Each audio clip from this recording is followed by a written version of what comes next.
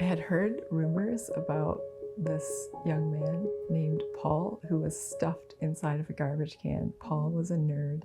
This is middle school. I'm 11 years old, and I was worried because I was also a nerd. And what if I was going to be stuffed into a garbage can too? Welcome, beautiful ones. This is Joy Dialogues. My name is Marlo McKenzie. This series is called 42 Days of Joy, and the intention is to power you up. So this episode is all about comedy, and it is a very important life skill from my perspective. It's helped me so much. Mel Brooks once said that humor is just another defense against the universe, and that is something that I feel really deeply. And if you are feeling this 2025, this year of 2025, as something that's very intense, it's very roller coastery, I would say, this episode could really help you out because it's about installing a comedy engine into your mind, or you could think of it as putting on comedy glasses so that you have a humorous perspective to go out through your days. And it's just, for me, it's immensely helpful. And this is the story of when I first learned about comedy as a tool that could really help me. I had heard rumors about this young man named Paul who was stuffed inside of a garbage can. Paul was a nerd. This is middle school. I'm 11 years old, and I was worried because I was also a nerd just like Paul. And what if I was going to be stuffed into a garbage can too? Did they do that to girls? Those were the things I was thinking, but it was a severe worry. I was bullied. I was a nerd. And some of the things people called me were sticks and olive oil, daddy long legs, bony Maroney, bony blondie.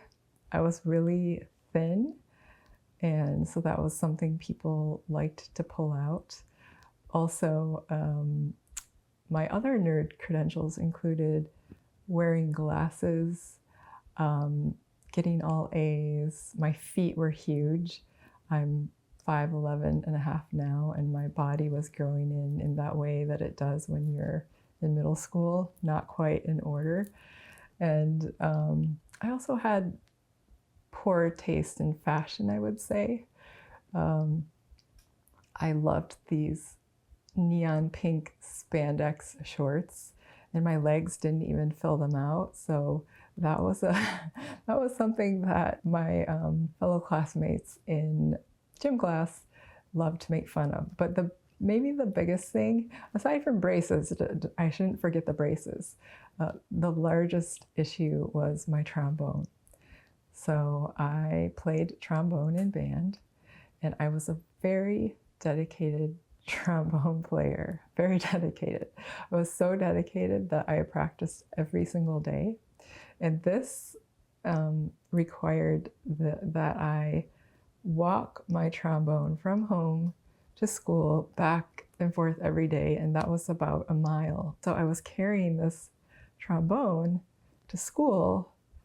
And the trombone is, it's inside of this very heavy wooden case. And the case was very durable. That was good for the trombone, but it was super heavy. And it was just kind of funny because I was still rather tiny at age 11, and I was carrying this huge trombone. So what happened was my dad, he gave me this granny style shopping cart to help me out with my walk to school. I mean, what a nice thing to do. I was mortified at 11. I already knew this is not a good idea. I knew it would be just really uncool. But then after thinking about it, I realized that literally my status in life couldn't drop any further. So I thought, okay, well, I'm not popular now anyway. It couldn't really get that much worse, could it? Well, it definitely got worse with this granny cart. So the thing was, I had this friend, I'll call her Jane, and she lived a few houses over from me, and we would walk to and from school together quite often. And the interesting thing about us was that I was bullied for being skinny and she was bullied for being chubby. So when you put us together, we were quite the target. We were maybe like baby versions of Laurel and Hardy. So when bullies were nearby, wow, what a juicy, delightful pair we were for people like that, right? They had a lot of easy material. And I was having trouble handling this. And being a nerd, I decided to break down this bullying situation into a series of lists. I basically narrowed my list down to the following. A, to handle the bullies, I could slink away and hide in the bathroom regularly. B, I could use my telekinetic powers, just like in Stephen King's book Carrie. Or C, I could open friendly dialogue with the bullies. And when I evaluated this list, I drew the conclusion that my telekinetic powers were quite underdeveloped. So that wasn't an option. And as far as A, I had pretty much missed a good chunk of the year hiding in the bathroom already. So that was probably not a good idea. And as I imagined C, how I might connect with the bullies, I found myself thinking of this boy that I'll call Chris. So I actually had a big crush on Chris at the time. A crush on Chris. Say that 10 times. Hi, Chris. I still love you. So if you see this, I just wanted you to know. So Chris, he had friendly dialogue down at age 11.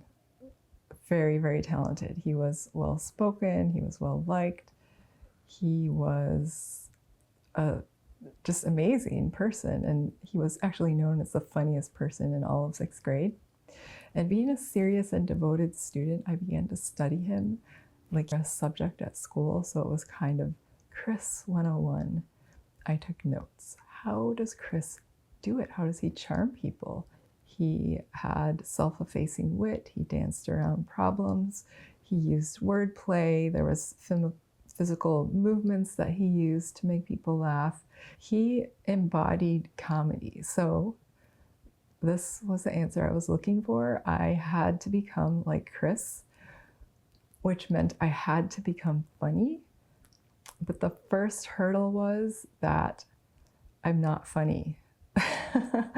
My background in terms of connecting to people was that I grew up in an environment where I was not encouraged to talk.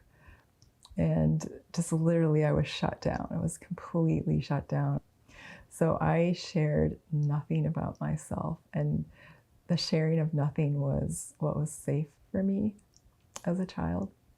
This is what I was dealing with. It was this massive, massive mental hurdle to even connect to people. Also the part that I'm not funny. So I guess I can be funny sometimes, but mostly it's when I say something stupid, or like, if I'm texting and walking and I trip. I think that's a kind of like spontaneous physical comedy performance, mostly for intimate audiences of like one friend. So I think that maybe counts. Maybe, not sure. Still, the point is, at the time, I really thought, I have learned math. Math is not intuitive to me. I've learned the Pythagorean theorem, the Pythagorean A2 plus B2 equals, I sort of learned the Pythagorean theorem. So if I could learn that, I could learn comedy. That was how I coached myself. You can do this, you can do this. To learn comedy, I doubled down after my study of Chris, and I went to the library to track down inspiration. There was no internet when I was 11. That's how old I am. So when I found 2 books on comedy, I was actually pretty excited. So I checked these books out and I studied them like it was algebra. And I worked to memorize the jokes in the book because I thought this is how I would become funny. This is what I was taught in school.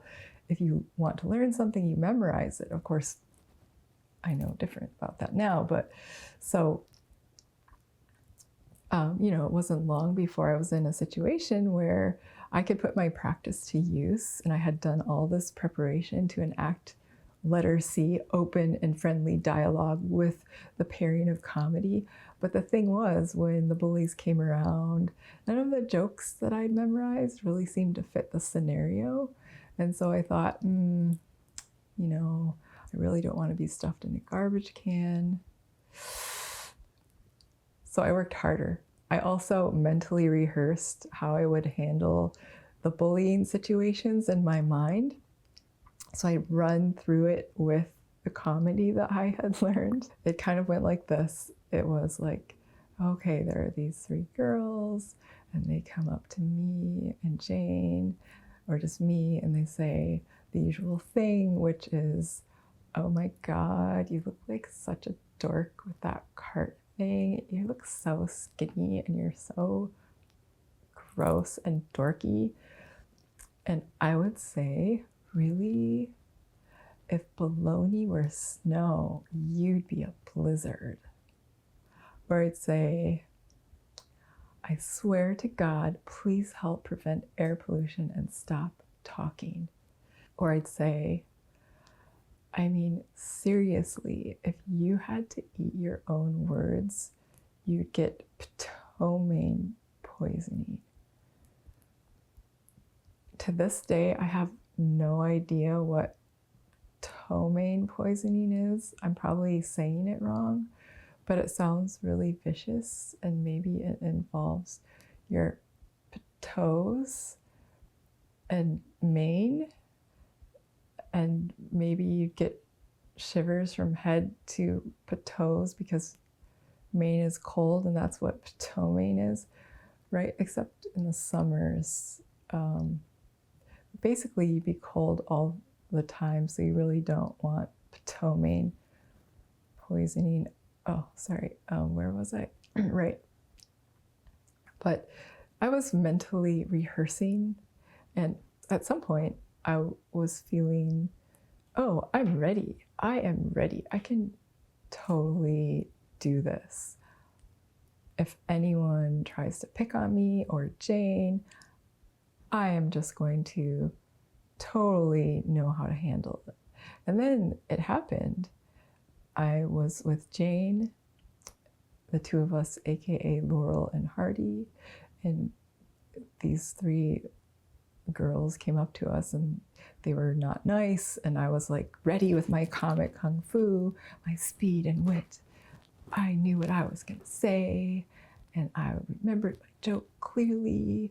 And I remember the moment Jane and I are standing on one side of the street, and Jane's face is red because of this. They were so mean, and my lip was curled into my practice Elvis look. I really liked Elvis at that time. And,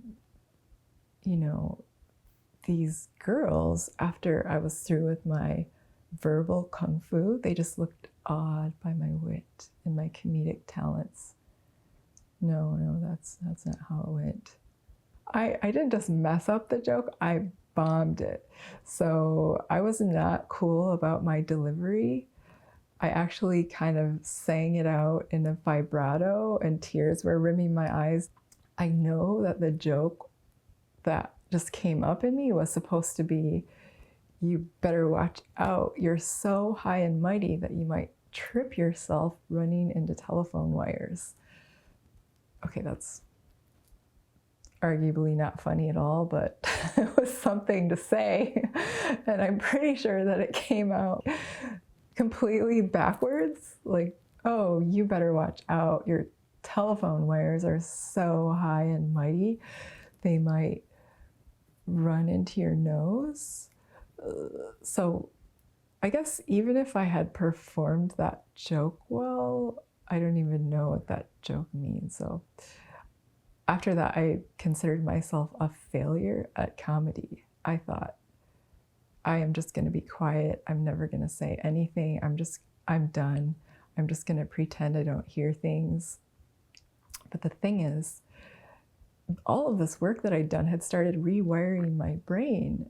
I started seeing the world differently. I had installed a comedy engine in my brain. I had put on those comedy classes. I'd done the necessary work to start rewiring synapses. And after that, there was really no going back. Maybe I had been slightly wired this way naturally and I just couldn't see it. I don't know.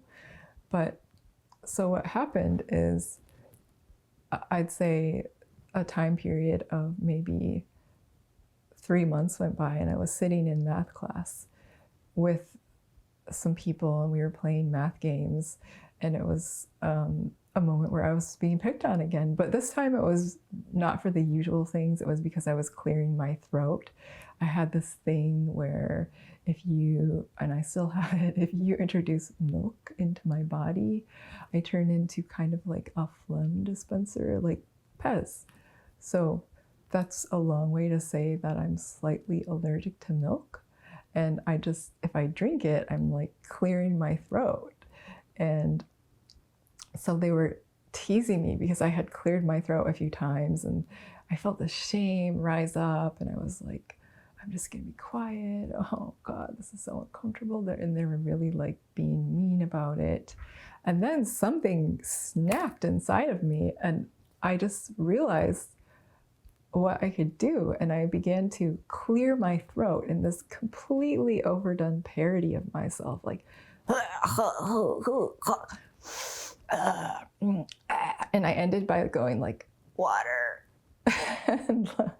and the whole table froze and they kind of like looked around like, who is this person? But then they started cracking up.